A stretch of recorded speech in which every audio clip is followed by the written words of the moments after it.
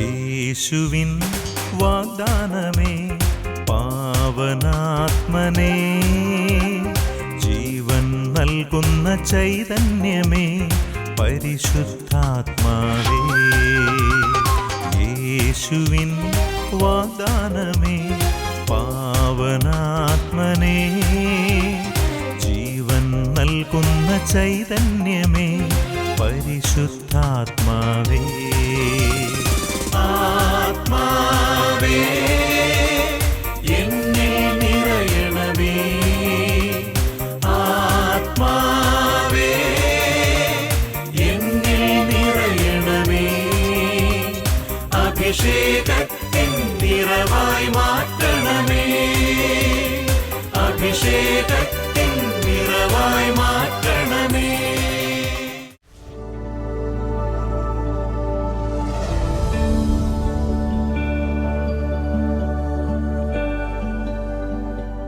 നിങ്ങൾ ലോകമെങ്ങും പോയി എല്ലാ സൃഷ്ടികളോടും സുവിശേഷം പ്രസംഗിക്കുവിൻ എന്ന് അവിടുന്ന് ആഹ്വാനം ചെയ്തിരിക്കുന്നു. ദൈവമക്കളായ നാം ഓരോരുത്തരും ഈ ദൗത്യം നിറവേറ്റുവാൻ കടപ്പെട്ടവരാണ്. ക്രിസ്തുവിൻ്റെ സുവിശേഷവുമായി സ്ലീഹന്മാർ ലോകമെമ്പാടും സഞ്ചരിച്ചതുപോലെ അവിടുത്തെ വചനത്തിൻ്റെ ശക്തി മറ്റുള്ളവരിലേക്ക് എത്തിക്കുവാൻ നാം പരിശ്രമിച്ചിട്ടുണ്ടോ? അവിടുത്തെ വചനം ശ്രവിച്ച് അതനുസരിച്ച് ജീവിച്ചുകൊണ്ട് ദൈവരാജ്യം സ്വന്തമാക്കുവാൻ നാം ആഗ്രഹിച്ചിട്ടുണ്ടോ എന്ന് ഇന്നത്തെ ഷെമാ ഇസ്രായേലിലൂടെ നമുക്ക് ചിന്തിക്കാം. ഇന്ന് നമുക്ക് ഈ സന്ദേശം നൽകുന്നത് കാരീസ് ഭവനിലെ കുര്യൻ കാരിക്കലച്ചനാണ്. ഒരു വ്യക്തിയുടെ ജീവിതസാക്ഷ്യം കേട്ടുകൊണ്ട് ഇന്നത്തെ വചന ശുശ്രൂഷയിലേക്ക് നമുക്ക് പ്രവേശിക്കാം. ദൈവം നമ്മെ സമർത്ഥമായി അനുഗ്രഹിക്കട്ടെ.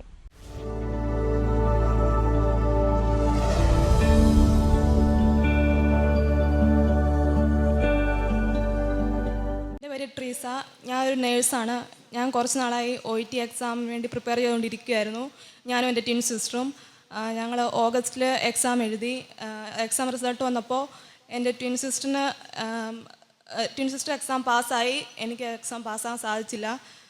ഞാൻ പിന്നെ ഒക്ടോബറിൽ ഒന്നുകൂടെ ഒരു ഡേറ്റ് എടുത്ത് വീണ്ടും ഒരു എക്സാം എഴുതി. പക്ഷേ ആദ്യത്തെ എക്സാമിനേക്കാൾ ഒരു ബാഡായ റിസൾട്ടായിരുന്നു എനിക്ക് സെക്കൻഡ് ടൈമിൽ കിട്ടിയത്. ഞാൻ ഒരുപാട് വിഷമിച്ചു. ഇനി എക്സാം എഴുതാനൊന്നും എന്നെക്കൊണ്ട് പറ്റത്തില്ല. ഞങ്ങൾ ഒരുമിച്ചാണ് പഠിച്ചത്. എനിക്കിനി തനിച്ച് ഇനി പഠിക്കാനൊക്കെ വളരെ ബുദ്ധിമുട്ടായിരുന്നു. അപ്പോൾ എൻ്റെ ആൻറ്റി ആണെങ്കിൽ പറഞ്ഞു ഇവിടെ വന്ന് കാരീസ് ഭവനിൽ അനീഷച്ചനെ വന്ന് കാണാൻ. അങ്ങനെ ഞാനും എൻ്റെ അമ്മയും കൂടെ അനീഷച്ചനെ വന്ന് കണ്ടപ്പോൾ അച്ഛനോട് പറഞ്ഞു, നീ ഒന്നുകൂടെ എക്സാം എഴുതാൻ ആഗ്രഹമുണ്ടോ എന്ന് ചോദിച്ചു. ഞാൻ പറഞ്ഞു ഞാൻ ഫെബ്രുവരി 2 എക്സാം ഉണ്ട്, അത് എഴുതാമെന്ന് വിചാരിച്ചിരിക്കുകയാണ്. അപ്പോൾ അച്ഛനോട് പറഞ്ഞു നീ ധൃതി പിടിച്ച എക്സാം ഒന്നും എഴുതണ്ട, ഒരു ധ്യാനം കൂടിയിട്ട് ഫെബ്രുവരി അവസാനത്തേക്ക് എക്സാം എഴുതാൻ പറഞ്ഞു. അപ്പം ഞാൻ ആദ്യം വിചാരിച്ചു ഫെബ്രുവരി 2 എക്സാം ഉണ്ടല്ലോ, ആ എക്സാം എഴുതിയാൽ എന്താ കുഴപ്പം, അങ്ങനെ വിചാരിച്ചു. പക്ഷേ അമ്മ പറഞ്ഞു അച്ഛൻ പറഞ്ഞല്ലേ ഫെബ്രുവരി 2 എക്സാം ഫെബ്രുവരി 23 എക്സാം എഴുതിയാൽ മതിയെന്ന് വിചാരിച്ചു. അങ്ങനെ ഞാൻ എക്സാം എഴുതി. പക്ഷേ എക്സാം എനിക്ക് ഭയങ്കര ബുദ്ധിമുട്ടായിരുന്നു. ഞാൻ വിചാരിച്ചു ഞാൻ ഒരിക്കലും പാസ്സാകത്തില്ല, കാരണം എൻ്റെ റൈറ്റിംഗ് ഭയങ്കര ബുദ്ധിമുട്ടായിരുന്നു. റൈറ്റിങ്ങിന് B ഗ്രേഡാണ് വേണ്ടത്. പക്ഷേ എൻ്റെ എക്സാമിൻ്റെ പേപ്പറിൽ ഞാൻ B ഗ്രേഡിന് വേണ്ടി ഒന്നും തന്നെ എഴുതിയിട്ടില്ല. ഒരു എക്സാമിനറും എനിക്കതിന് B ഗ്രേഡ് തരത്തില്ല എന്ന് എനിക്ക് ഉറപ്പായിരുന്നു. അങ്ങനെ ഞാൻ എക്സാം കഴിഞ്ഞു. ഞാൻ വീണ്ടും ഒരു ധ്യാനം ഇവിടെ വന്ന് കൂടി. ഈ മാർച്ചിൽ 3-ാം തീയതിയിലെ ധ്യാനം. അപ്പോൾ ഞാൻ കാര്യച്ഛനെ കണ്ടു. അപ്പോൾ അച്ഛനെ എനിക്ക് കുറച്ച് വചനങ്ങളൊക്കെ തന്നു പ്രാർത്ഥിക്കാൻ വേണ്ടിയിട്ട്. ഞാൻ ആ വചനം എൻ്റെ ബുക്കിൽ എഴുതി വെച്ച് ഞാൻ എന്നും പ്രാർത്ഥിക്കുമായിരുന്നു. അതിലൊരു വചനമായിരുന്നു മനുഷ്യൻ്റെ വിജയം കർത്താവിൻ്റെ കരങ്ങളിലാണ്, പ്രഭാഷകൻ 10:5. അപ്പം ആ വചനം എനിക്ക് ഒരുപാട് ഇഷ്ടപ്പെട്ടു. ഞാൻ എപ്പോഴും എൻ്റെ മനസ്സിൽ ആ വചനം ഇങ്ങനെ പറയുമായിരുന്നു. അങ്ങനെ ഇപ്പോൾ 2 ദിവസം മുന്നേ മാർച്ച് 14 എൻ്റെ എക്സാം റിസൾട്ട് വന്നു. അങ്ങനെ മെയിൽ വന്നു. അപ്പോൾ ഞാൻ വിചാരിച്ചു മെയിൽ ഓപ്പൺ ചെയ്യുന്നതിന് മുമ്പ് എന്തായാലും വചനപ്പെട്ടിയിൽ നിന്ന് ഒരു വചനം എടുത്തിട്ട് എന്തായാലും മെയിൽ ഓപ്പൺ ചെയ്യാം. അങ്ങനെ വചനം പെട്ടിയിൽ നിന്ന് എടുത്ത് വായിച്ചപ്പോൾ എനിക്ക് കിട്ടിയ വചനം മനുഷ്യൻ്റെ വിജയം കർത്താവിൻ്റെ കരങ്ങളിലാണെന്നുള്ള വചനം തന്നെയായിരുന്നു. അങ്ങനെ ഞാൻ മെയിൽ ഓപ്പൺ ചെയ്തു. എല്ലാ വിഷയത്തിനും ഇൻഡിവിജ്വൽ B നൽകി ദൈവം അനുഗ്രഹിച്ചു.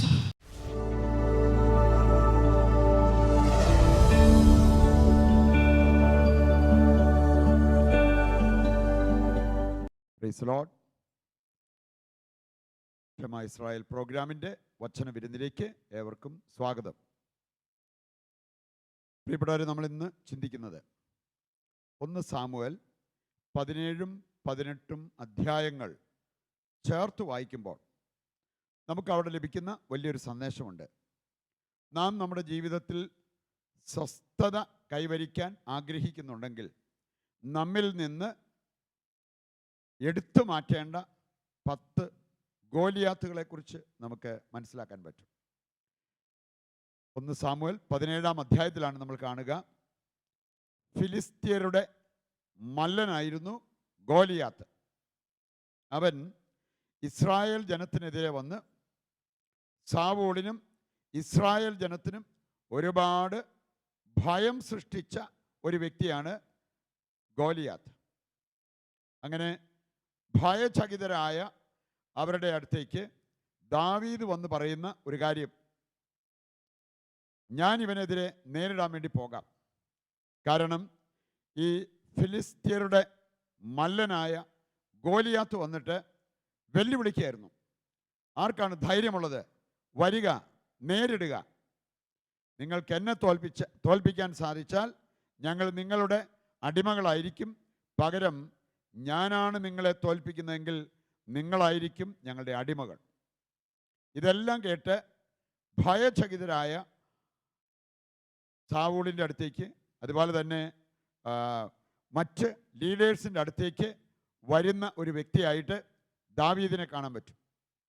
അവന് ആടുകളെ മേയിച്ചിരുന്ന ഒരു വ്യക്തി. അവൻ കേവലം ഒരു ബാലനെന്ന് പറയാൻ സാധിക്കും. അതുകൊണ്ടാണ് അവനെ കണ്ടിട്ട് സാവൂൾ തിരിച്ചു പറഞ്ഞൊരു കാര്യം, നിനക്കവനെ നേരിടാനുള്ള ശക്തിയില്ല, പാഠവമില്ല, കരുത്തില്ല. നീ അതുകൊണ്ട് ഇക്കാര്യത്തിന് പോയാൽ നീ പരാജയപ്പെടും. അപ്പം അതുകൊണ്ട് അതിനായിട്ട് നീ തുനിയണ്ട എന്ന് പറയുമ്പോഴും എനിക്കൊരു ചാൻസ് തരിക. ദൈവമായ കർത്താവിൻ്റെ നാമത്തിൽ ഞാൻ പോകും, അവനെ പരാജയപ്പെടുത്തും. കാരണം അവൻ ദൈവജനത്തിനെതിരെ വീമ്പടിക്കുന്ന, ദൈവത്തെ പഴിക്കുന്ന ഒരു വ്യക്തിയാണ്. അവനെ നേരിടുമ്പോൾ ദൈവം അതിനുള്ള ശക്തി എനിക്ക് തരും എന്ന് പറയുന്ന ദാവീദിനെ കാണാൻ പറ്റും.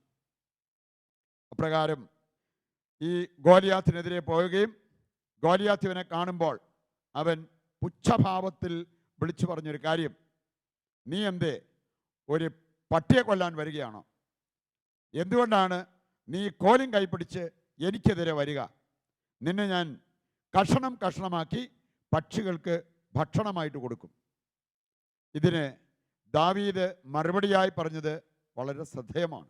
അവൻ പറഞ്ഞത്, നീ വരുന്നത് വാളും പരിചയും കുന്തവും എല്ലാമായിട്ടായിരിക്കാം, എന്നാൽ ഞാൻ നിനക്കെതിരെ വരുന്നത് സൈന്യങ്ങളുടെ ദൈവമായ കർത്താവിൻ്റെ നാമത്തിലാണ്.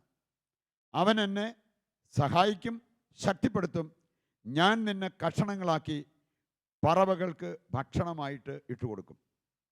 അത് തന്നെ സംഭവിക്കുന്നത് നമുക്ക് കാണാൻ സാധിക്കും.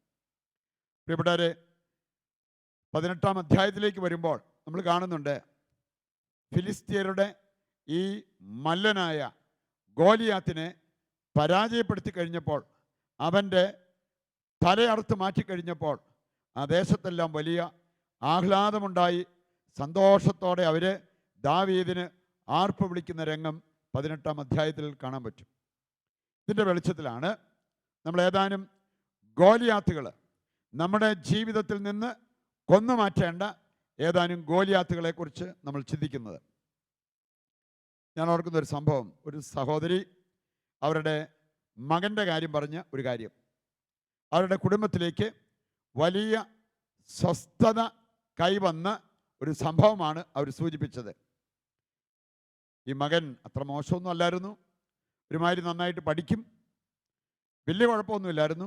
പക്ഷെ അതോടൊപ്പം അവനുണ്ടായിരുന്ന ചില പ്രശ്നങ്ങൾ, പഠനത്തിൽ ചിലപ്പോൾ ഒരു ഉഴപ്പ്, സെൽഫോൺ അമിതമായിട്ട് ഉപയോഗിക്കുക, പിന്നെ ചിലപ്പോൾ ദേഷ്യം വരുമ്പോൾ ഫോൺ എറിഞ്ഞു പൊട്ടിക്കുക. മാത്രമല്ല അവർ സൂചിപ്പിച്ച ഒരു കാര്യം, അവനെ നമ്മൾ നിർബന്ധിക്കാതെ കുളിക്കത്തില്ലായിരുന്നു. ഒരുപക്ഷെ ഈ വസ്ത്രം, അത് പ്രത്യേകിച്ച് ഇന്നർ വെയർ, അടിവസ്ത്രമൊക്കെ മാറ്റുന്ന കാര്യത്തിൽ അവനത്ര താല്പര്യം കാണിച്ചില്ല. ഇതിൻ്റെ എല്ലാം പുറകെ നടക്കണം. അങ്ങനത്തെ ഒരവസ്ഥ ഇവൻ പിൻചെന്നതുകൊണ്ട് ഒരുപാട് ബുദ്ധിമുട്ടുകൾ ആ കുടുംബത്തുണ്ടായിരുന്നു. യമച്ചു പറയാണ്, അവനൊരു ധ്യാനത്തിന് പോയി, വചനം കേട്ടു, പ്രാർത്ഥിച്ചു, ദൈവാനുഭവം ഉണ്ടായി. ഇന്ന് ഇങ്ങനെയുള്ള കാര്യങ്ങളെല്ലാം അവൻ്റെ ജീവിതത്തിൽ ഒരു മാറ്റമായി. അവൻ ഇന്ന് നല്ല നീറ്റായിട്ട് ജീവിക്കുന്നു. പ്രിയപ്പെട്ടവരെ, എന്നിട്ട് അവർ സൂചിപ്പിച്ചൊരു കാര്യം, അവരൊറ്റ സംഭവത്തോടു കൂടി ഞങ്ങളുടെ കുടുംബത്തിൽ വലിയ സ്വസ്ഥത, ശാന്തത, സന്തോഷം ഇതെല്ലാം കൈവന്നു എന്ന്. പ്രിയപ്പെട്ടവരെ, നമ്മളിനി ഒരു 10 ഗോലിയാത്തുമാരെ കുറിച്ച് ഓരോരുത്തരുടെയും ജീവിതത്തിലേക്ക് നോക്കിയാൽ ഇതിലേതെങ്കിലുമൊക്കെ നമ്മുടെ ജീവിതത്തിൽ ഉണ്ട് എന്ന് നമ്മൾ തിരിച്ചറിഞ്ഞെന്ന് വന്നേക്കാം. അവ ഉള്ളിടത്തോളം കാലം നമ്മുടെ ജീവിതത്തിൽ യഥാർത്ഥ സ്വസ്ഥത, സമാധാനം, ശാന്തി, നന്മ നമ്മൾ അനുഭവിച്ചെന്ന് വരില്ല. ഇതെല്ലാം കൈവരിക്കാൻ ഒറ്റ കാര്യം ചെയ്താൽ മതി, ഈ ഗോലിയാത്തുമാരെ നമ്മൾ കൊന്ന് നമ്മുടെ ജീവിതത്തിൽ നിന്ന് മാറ്റിയെടുക്കണം. ഒന്നാമത്തെ ഗോലിയാത്ത്, മലയാളത്തിൽ പറയാം അരക്ഷിതത്വം, ഇംഗ്ലീഷാണെങ്കിൽ ഇൻസെക്യൂരിറ്റി ഫീലിംഗ്. ഈ അവസ്ഥയിൽ കഴിയുന്ന നിരവധി ആളുകളെ ഇന്ന് നമുക്ക് കാണാൻ സാധിക്കും. അരക്ഷിതത്വം, എനിക്ക് വേണ്ടത്ര സുരക്ഷിതത്വമില്ല എന്ന് ചിന്തിച്ച് ആ രീതിയിൽ അസ്വസ്ഥതയിൽ കഴിയുന്ന വ്യക്തികളെ കാണാൻ പറ്റും. യഥാർത്ഥത്തിൽ നമ്മുടെ സുരക്ഷിതത്വം എവിടെയാണ്? അത് ദൈവത്തിലാണ്. ദൈവത്തോടുകൂടെ വസിക്കുന്ന വ്യക്തികൾക്ക് സുരക്ഷിതത്വം അനുഭവിക്കാൻ പറ്റും. 1 സാമുവേൽ 18-ാം അധ്യായത്തിൻ്റെ 14-ാമത്തെ വചനം, 1 സാമുവേൽ 18-ന്റെ 14-ാമത്തെ വചനം വായിക്കുമ്പോൾ അവിടെ നമ്മൾ കാണുന്നു, ദാവീദ് പോയിടത്തെല്ലാം കർത്താവ് അവനോട് കൂടെ പോയി. അതുകൊണ്ട് അവൻ സുരക്ഷിതനായിരുന്നു, അവൻ വിജയം വരിച്ചു. ദൈവത്തിൻ്റെ സ്നേഹ സാന്നിധ്യം, ദൈവത്തിൻ്റെ സംരക്ഷണം, അതാണ് നമ്മളെ സുരക്ഷിതരാക്കുന്നത്. വീണ്ടും നമ്മൾ 2 സാമുവേൽ 8-ാം അധ്യായം അതിൻ്റെ 6-ാമത്തെ വചനത്തിലൂടെ കടന്നു പോകുമ്പോൾ അവിടെയും നമ്മൾ കാണുന്നുണ്ട്, ദാവീദ് പോയിടത്തെല്ലാം കർത്താവ് അവൻ്റെ കൂടെ പോയി, ആകയാൽ അവൻ്റെ എല്ലാ കാര്യങ്ങളിലും അവൻ വിജയം വരിച്ചു. നമുക്ക് സുരക്ഷിതത്വം നൽകുന്ന, നമുക്ക് ജീവിത വിജയം നൽകുന്ന ഏറ്റവും വലിയ കാര്യം ദൈവത്തിൻ്റെ സാന്നിധ്യമാണ്. ആ ദൈവത്തിൻ്റെ കൂടെ നിൽക്കാൻ, ആ ദൈവത്തെ കൂടെ നിർത്താൻ നമുക്ക് സാധിക്കുമ്പോൾ നമ്മളൊരു അരക്ഷിതത്വവും അനുഭവിക്കേണ്ട കാര്യം വരില്ല. സങ്കീർത്തനം 32 10-ാമത്തെ വചനം എടുത്താൽ അവിടെയും നമ്മൾ കാണുന്നുണ്ട്, കർത്താവിൻ്റെ സ്നേഹവലയം ആർക്കുള്ളതാണെന്ന്. ദൈവത്തിൽ ആശ്രയിക്കുന്നവർക്ക്, ദൈവത്തിൽ വിശ്വാസമർപ്പിച്ച് ജീവിക്കുന്നവർക്ക് ദൈവം നൽകുന്നതാണ് ദൈവത്തിൻ്റെ സ്നേഹവലയം. ആ വലയത്തിൽ നമ്മളായിരിക്കുമ്പോൾ നമ്മൾ സുരക്ഷിതരാണ്.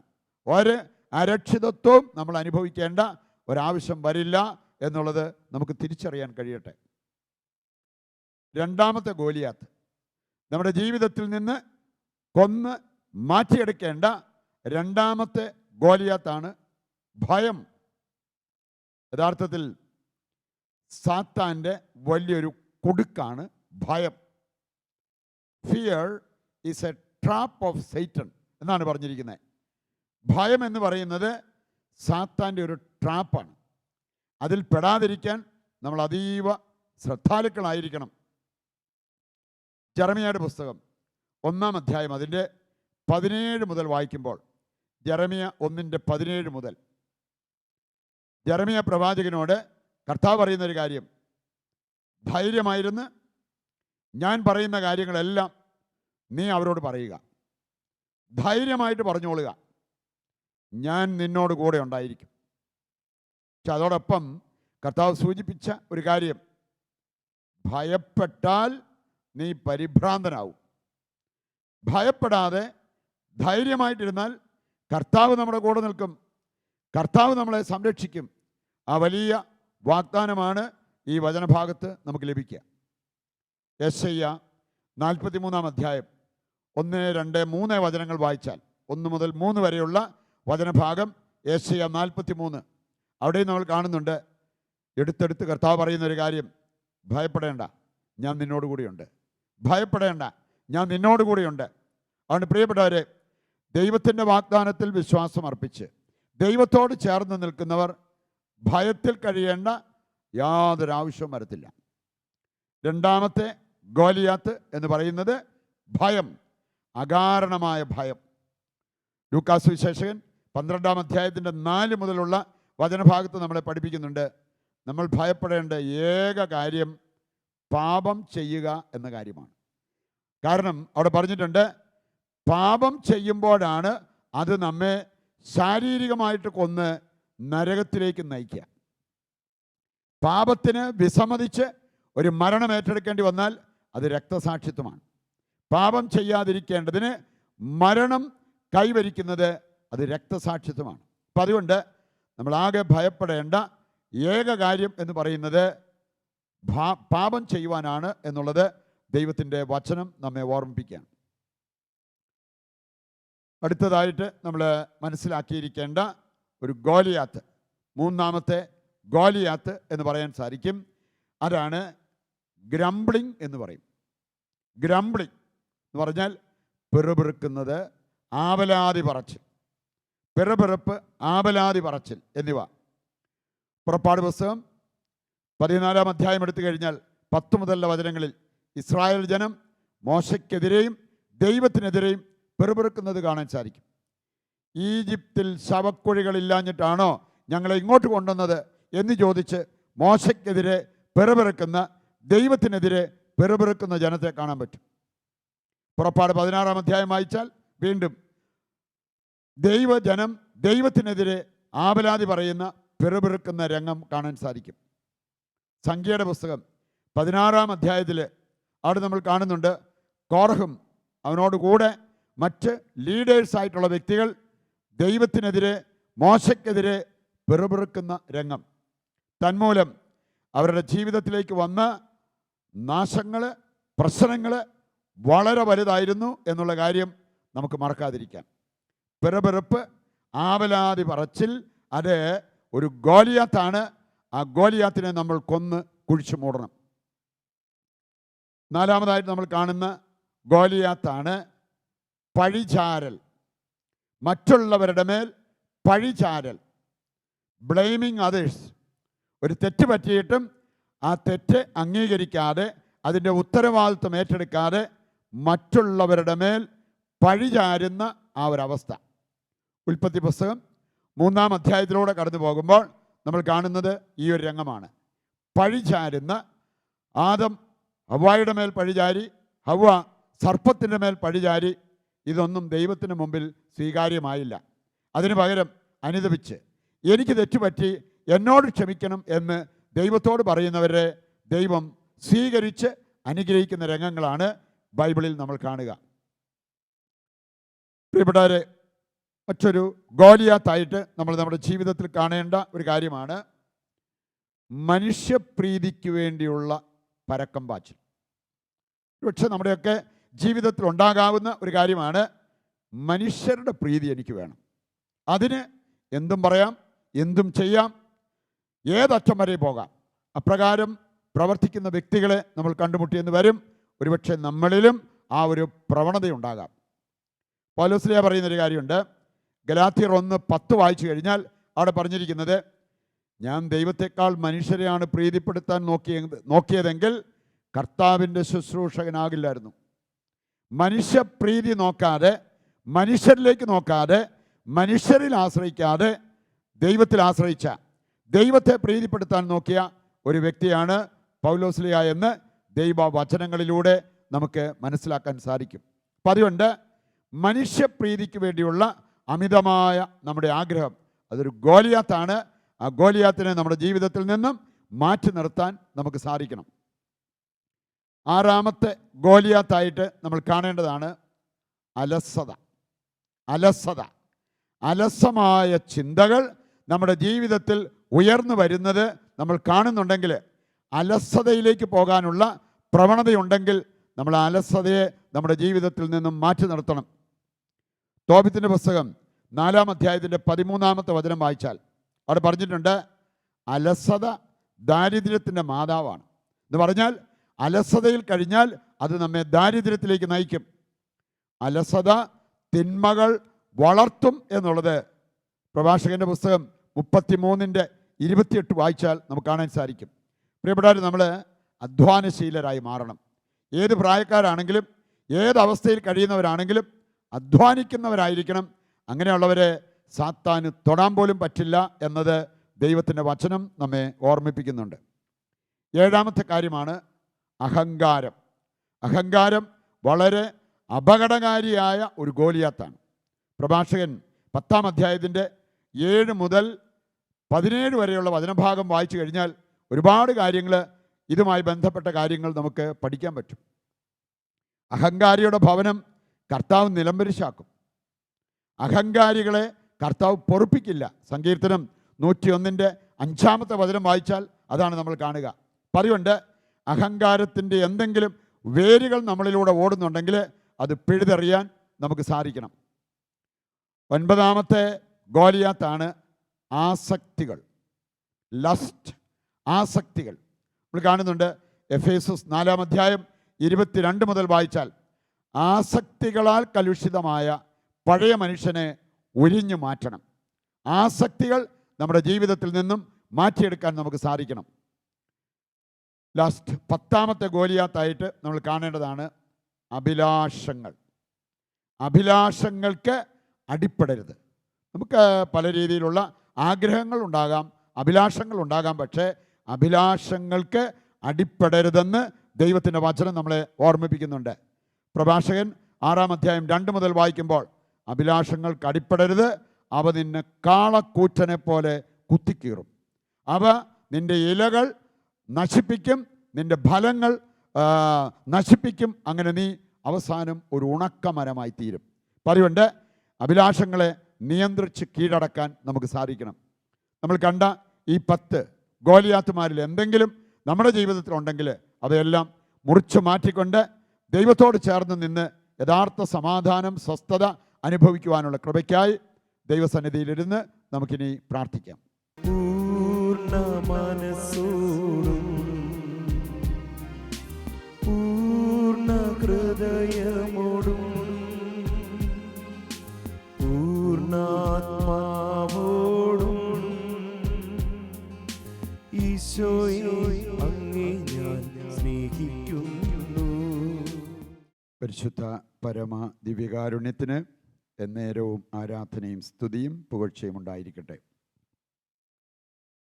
ഈശോയിൽ പ്രിയപ്പെട്ടവരെ, സ്വർഗീയ നിമിഷങ്ങൾ നമ്മുടെ മുമ്പിലുണ്ട്. ദിവ്യകാരുണ്യം നമ്മുടെ മധ്യേ നമ്മൾ ഉയർത്തി ആരാധിക്കുന്ന സമയമാണ്. അഭിഷേകം ദൈവം നമുക്ക് നൽകുന്ന സമയം, വിടുതലും വിശുദ്ധീകരണവും ദൈവം നമുക്ക് നൽകുന്ന സമയം, സൗഖ്യവും മറ്റനുഗ്രഹങ്ങളും നമ്മുടെ മേൽ ദൈവം വർഷിക്കുന്ന സമയം. ദിവ്യകാരുണ്യത്തിലേക്ക് നമ്മുടെ മുഴുവൻ ശ്രദ്ധയും നമുക്ക് കൊണ്ടുവരാം. അവൻ്റെ സന്നിധിയിലാണ് ആനന്ദത്തിൻ്റെ പൂർണ്ണത. അവൻ്റെ കരങ്ങളിലാണ് ദൈവിക ശക്തി, തിന്മയെ തകർക്കുവാനുള്ള ദൈവിക ശക്തി ഇരിക്കുന്നത്. നമുക്കതെല്ലാം ഏറ്റെടുത്ത് പ്രാർത്ഥിച്ചുകൊണ്ടിരിക്കാം.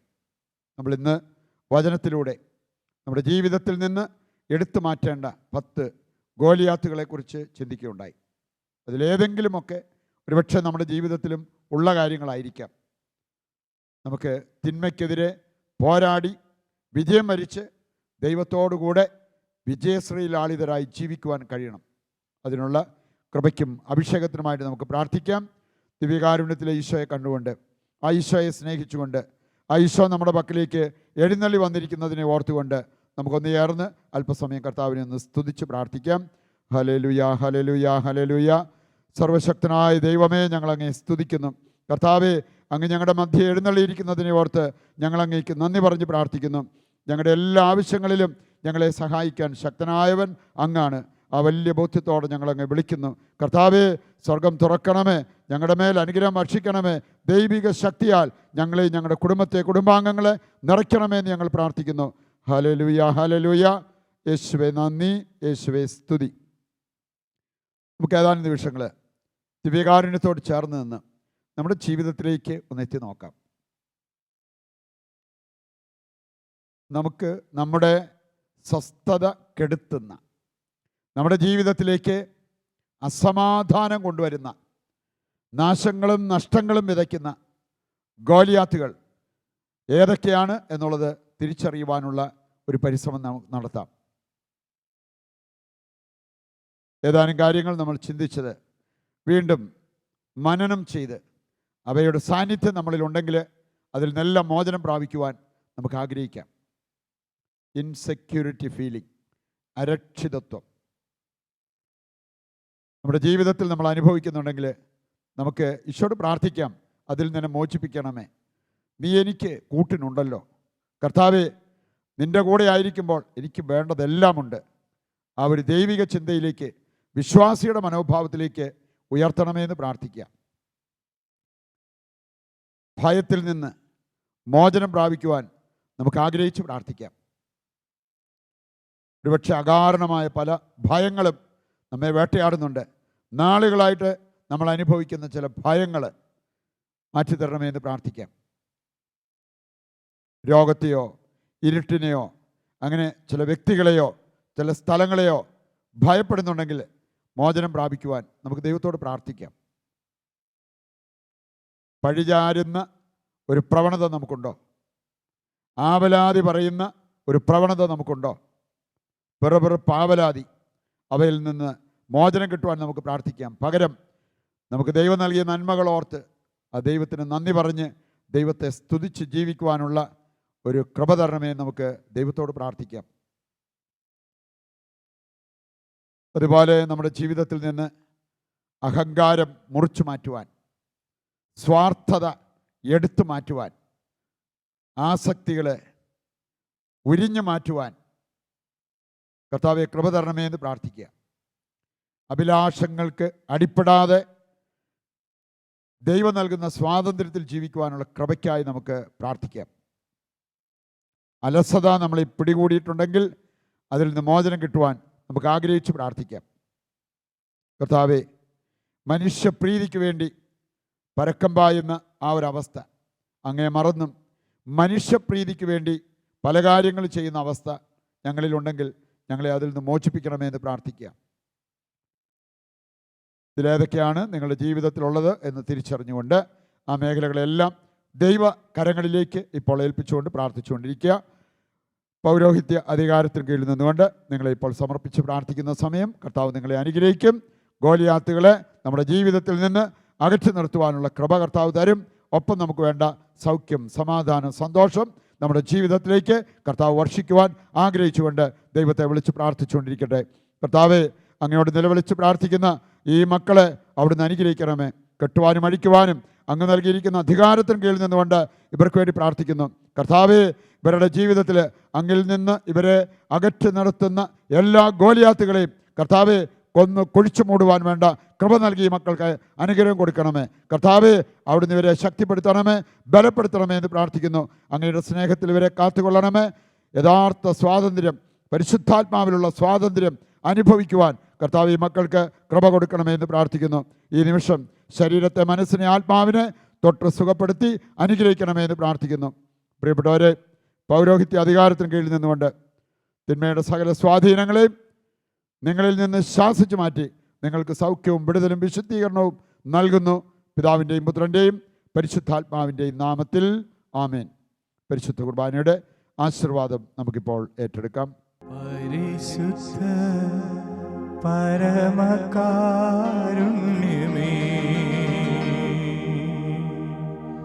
ഉള്ളിൽ അലിയുവാ